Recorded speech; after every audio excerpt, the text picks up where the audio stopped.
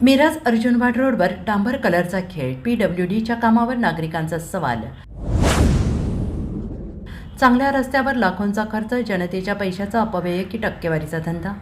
मिरज अर्जुनवाड मार्गावर सार्वजनिक बांधकाम विभाग PWDने केलेल्या डांबरीकरणाच्या कामाबाबत नागरिकांमध्ये तीव्र नाराजी व्यक्त होते.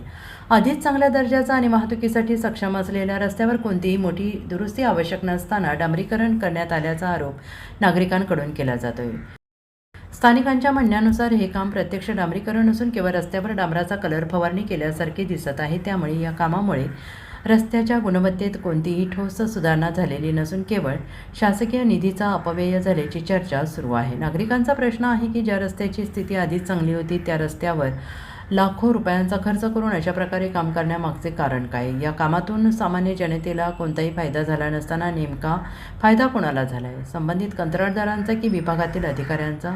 या प्रकरणाची चौकशी करून कामाची गुणवत्ता, खर्चाचा तपशील आणि कामाची गरज याबाबत प्रशासनाने खुलासा करावा अशी मागणी नागरिकांकडून होत आहे. तसेच जनतेच्या कररूपी पैशाचा अपव्यय थांबून विकास कामांमध्ये पारदर्शकता आणावी अशी मागणी जोर धरते आहे. किती दिवस जनतेच्या पैशावर अशा प्रकारे प्रयोग केले जाणार? विकास कामांच्या नावाखाली टक्केवारीचा धंदा कधी थांबणार असा संतप्त सवाल आता नागरिकांकडून उपस्थित केला जातो आहे. हा रस्ता अतिशय चांगला असून यावरती कलर काम सुरू आहे.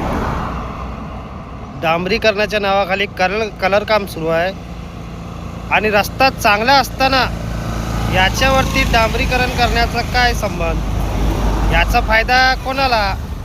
याचा फायदा हा कॉन्ट्रॅक्टरला की मिरजकरांना? असा सवाल संतप्त त्रस्त जनतेचा आहे.